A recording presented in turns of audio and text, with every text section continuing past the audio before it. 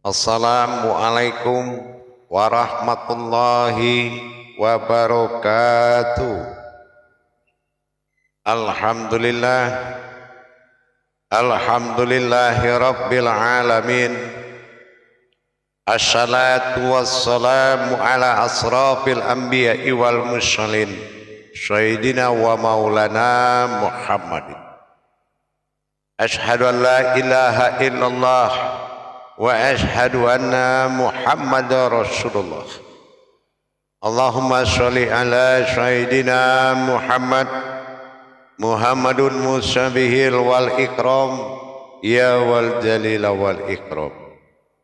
Subhanal malikul quddus, subhanatil izzati wa azzamati wa haibat wal qudrat wal sultan wal kamal wal jamal wal kibriyai wal ijabarut wala yahutu wala ya'budu abada. Suhubukum kudus surabuna wa rabbul malaikatihi wa ruhi subhanallah walhamdulillah wa la ilaha illallah wallahu akbar wa tahirin wal mujahidina amma ba'du ibadullah. Alhamdulillah, bersyukur kita kepada Allah atas sekarunia nikmat hidayah dan karomahnya sehingga kita dapat bertemu lagi dalam thalabul ilmi, tentunya dalam makom majelis dzikir Ma'rifatullah Indonesia dan dalam tayangan YouTube Buya Pasaman Timur, kupas tuntas ilmu hakikat amal dan ibadah. Insyaallah mudah-mudahan bermanfaat. Dalam waktu dan kesempatan ini tidak akan pernah kita lupakan, marilah sama-sama kita sampaikan salam dan sujud kita kepada junjungan kita Nabi Allah Nabiul Akhir Zaman Rasulullah Muhammad sallallahu alaihi wasallam.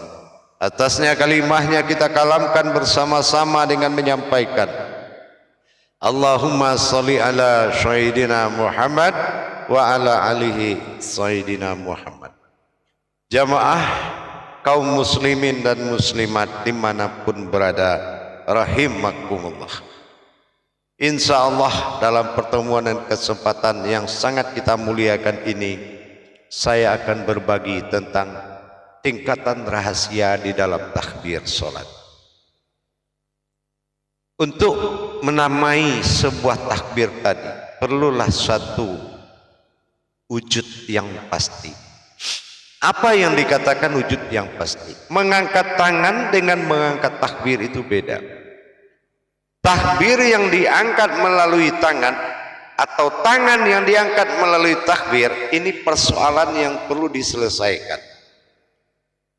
Dalam hal ini sangat kita harapkan mendapatkan tingkatan-tingkatan dari kebesaran Allah yang dirahasiakan di dalam masa takbir. Ini adalah kejaran yang wajib kita kejar. Kejaran yang wajib kita dapati, makna yang nilainya tertinggi atau nilai tinggi. Kenapa? Di dalam masa mencapainya suatu nilai di dalam ibadah, tentunya dengan memahami tingkatan-tingkatan rahasia yang ada di dalam syariat itu.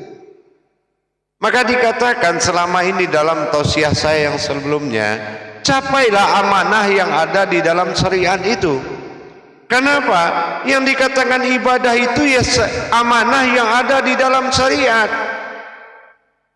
Kalau syariat itu amaliyahnya, nah nilainya adalah amaliyah, sebuah perbuatan baik yang dilakukan oleh jasad atau dikatakan dengan marhalah bil jazadiyah. Tetapi untuk mendapatkan ibadah, ya ayyuhallazina amanu, ini amanu, amanah, aminun, aman. Orang yang mendapatkan amanahnya yang ada dititipkan di dalam syariat, inilah gunanya sebuah akal. Inilah akal yang akan berpikir ada apa di balik syariat. Afala tufsirun, kenapa engkau tidak berpikir, kata Allah.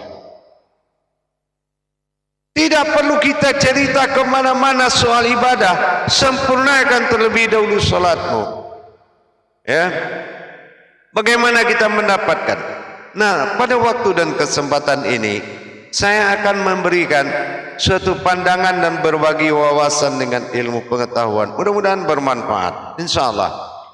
Takbir ini menandakan dua perkara. Kenapa saya bilang dua perkara? Memang banyak tingkatannya, tapi perkaranya hanya dua. Perkara keilahinasan, ketuhanan bagi dirinya, dan kepada yang kedua kepada Rabbil Alamin, yaitu masa Tuhan bagi sekalian alam. Ketuhanan dirinya dan masa Tuhan sekalian alam. Ini sifat Allah yang dua ini harus kita cermati dengan baik. Harus kita benar-benar hati-hati dan cermati dengan baik. Ada kalanya dia di Rabbil Alamin, ada kalanya dia di Ilahinas. Nah, ini harus benar-benar diwaspadai. Nah, nanti apa hubungan solat ini dengan rakaat atau dengan jumlah yang ada pada rakaatnya? Dan ba'da itu apa kodratnya? Ini diperjelas. Meskipun itu sudah dipahami dan pernah saya sampaikan dalam tausiah.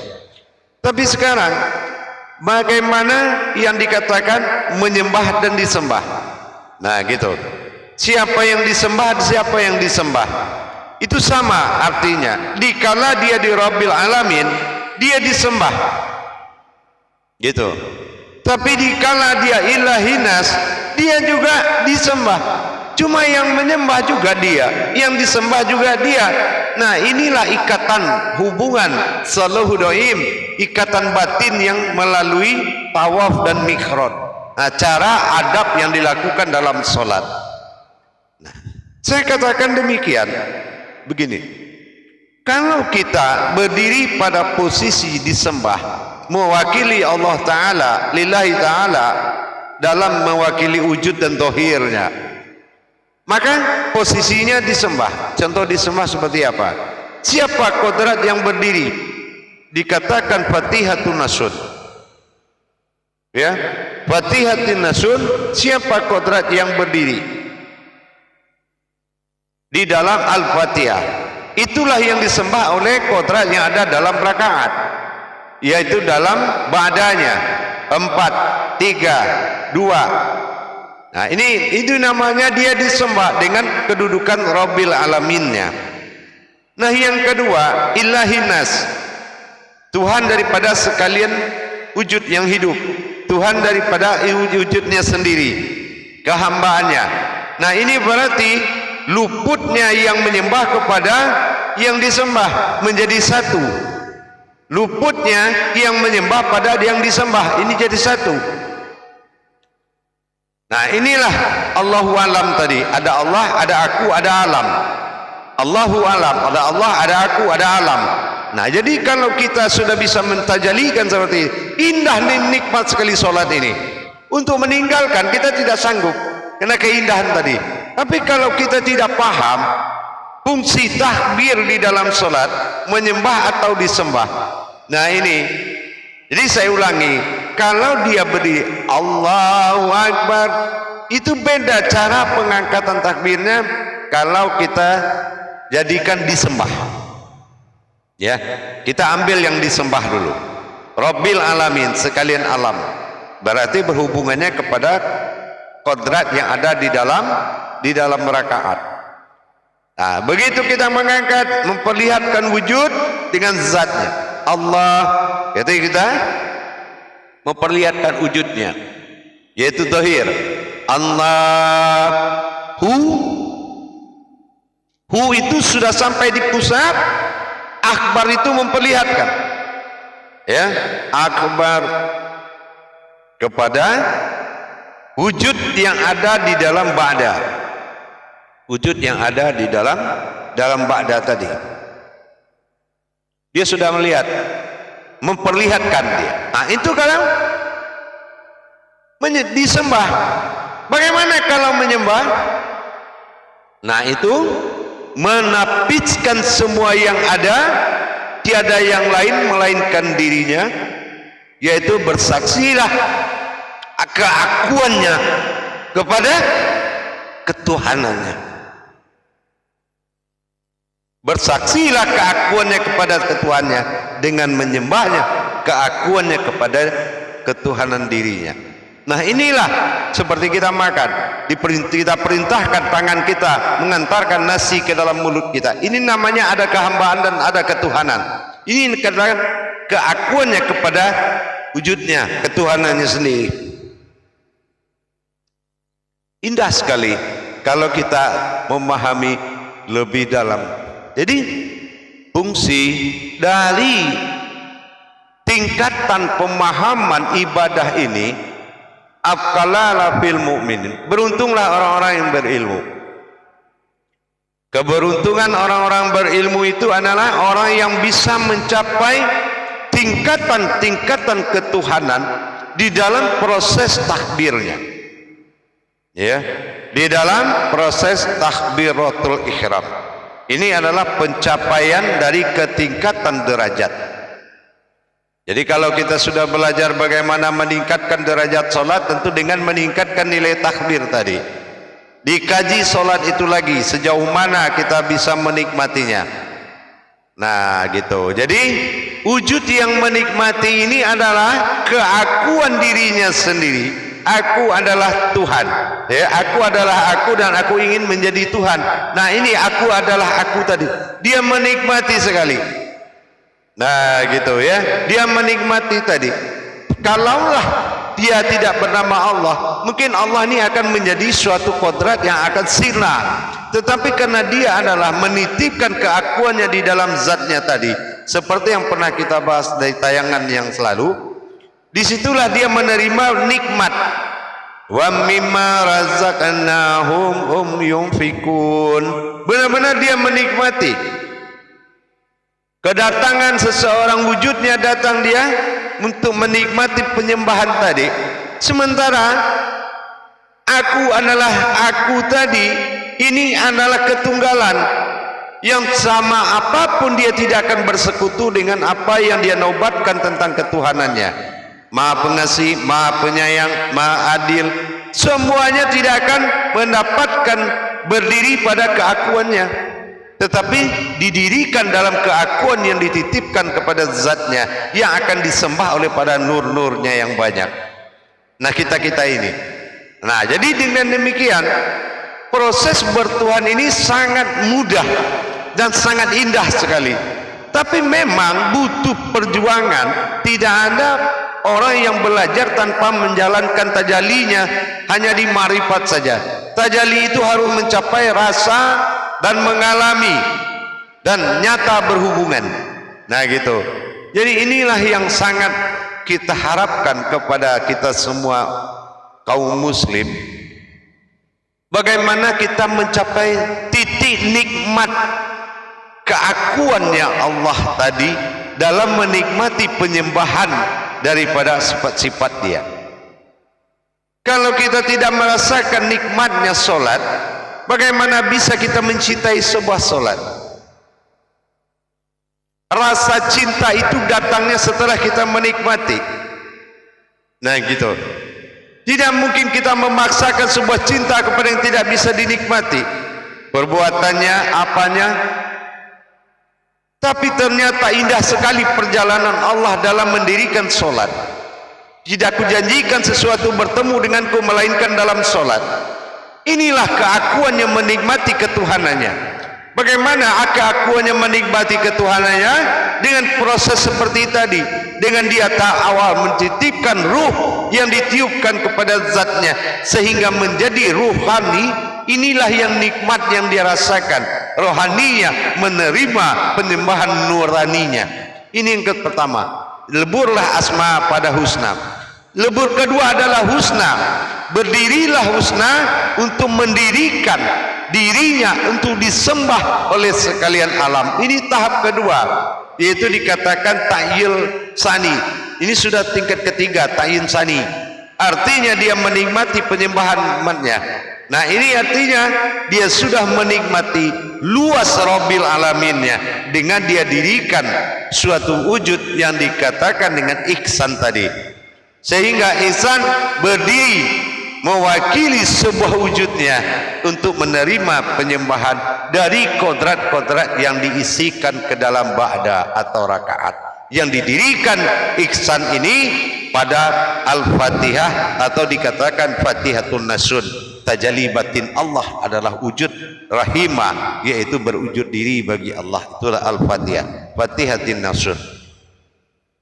Di sini sudah kita bisa menikmati bahwasan dari takbir yang dua tadi, menyembah atau disembah, bukan berbeda lagi, tetapi yang menyembah juga yang akan disembah, yang disembah juga yang akan menyembah. Artinya seperti ini, kalau yang menyembah ini disembah, ini adalah Rabbil Alamin, tetapi yang disembah Rabbil Alamin ini adalah yang menyembah, itu luput kepada wujud yang disembah. Artinya aku luput dalam diriku sendiri. Inilah berdirilah tunggal wahid. Nah, ini dua progres ini wajib didapati, meskipun ini hanya bisa dilakukan oleh tingkat para wali, ya. Tapi semuanya saya rasa wali juga. Tidak ada orang semuanya wali, sekecil-kecil apapun dia wali Allah. Benar, karena dia mewakili Allah, karena tidak ada satupun yang bisa langsung kepada Allah. Nah, ini kan, jadi dengan demikian kita mencapai titik kesempurnaan. Mencapai titik kesempurnaan tadi tentunya dengan mendirikan kodrat-kodrat Allah pada diri kita. Bukan tidak ada selama ini, cuma selama ini kodrat ini menjadi pengakuan diri. Ini yang merusak, ya, ini yang merusak. Merasa bisa menghadap Allah dalam solat, merasa bisa mengingat Allah dalam zikir, merasa sampai ucapannya kepada Allah, merasa Allah, ada Allah. Cuma merasa, tapi dengan kita belajar tajalli dengan kebenarannya, tidak lagi merasa, tapi sudah terasa. Nah, ini yang perlu dipikirkan. Man lam yazud fa'alam yarib. Orang yang merasakan niscaya akan tahu inilah Allah, tapi dia tidak bisa merasakan tajalli Allah pada diri, dia akan tidak tahu siapa Allah itu. Ini yang wajib kita tingkatkan dari masa belajar tadi, bahwasanya mencapai Allah itu, mencapai Tuhan itu dengan Allah, artinya pencapaian tingkat kodrat demi kodrat. Penyembahan pada nur, disembah pada zat, zat menyembah luput pada batin, batin wujud pada sir, sir adalah hak. Inilah yang perlu kita pahami, bagaimana tajalli Allah ini adalah riwayat diri sendiri, bukan riwayat Tuhan. Tuhan itu riwayat diri, diri itu riwayat Tuhan. Jamaah yang dirahmati Allah rahimakumullah.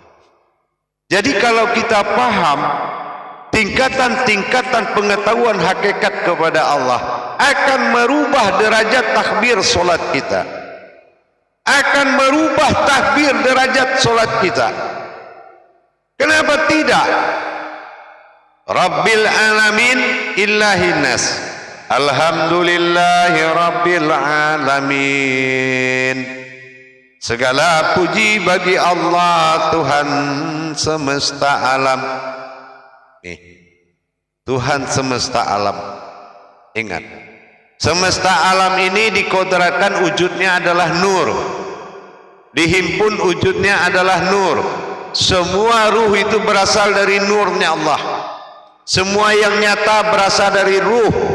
Semua yang nyata berasal dari ruh. Semua ruh berasal dari nur, dan kembali nur kepada zat. Nah, inilah zat yang akan disembah oleh nur. Ini yang menyembah, ini yang disembah. Nah, bagaimana dengan ilahin nas? Ilahin nas itu tidak ada begitu saja. Qul a'udzu birabbin nas. Bagaimana a'udzu billah tadi? Au, ya, alif kasrah, alif domahu, au an ain.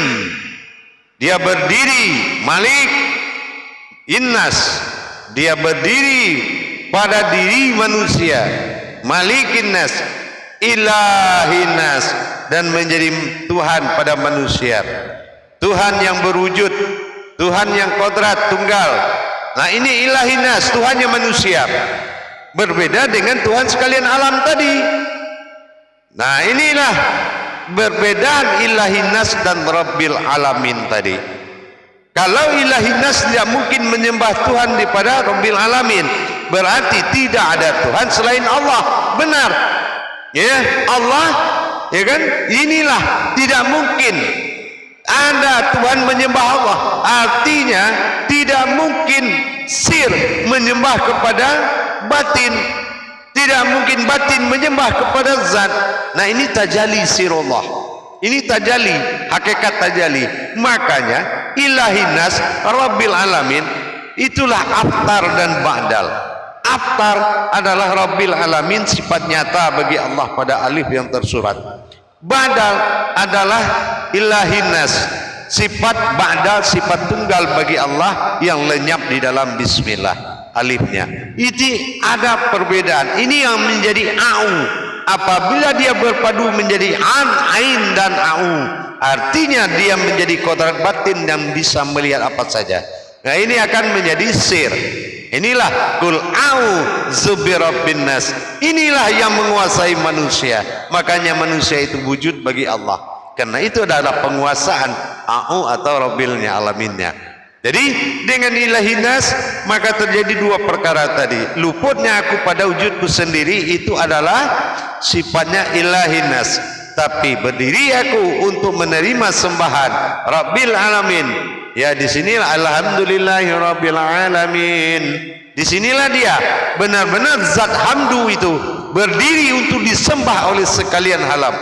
Tetapi yang berdiri dalam auzubillahi minasyaitonirrajim itu adalah hakikat suatu kodrat alam yang tidak ada kebatilan dan tidak terpandang oleh kebatilan sedikit pun, dan dia hanya bisa dirasakan oleh orang-orang yang telah terbuka mata batinnya kepada Allah.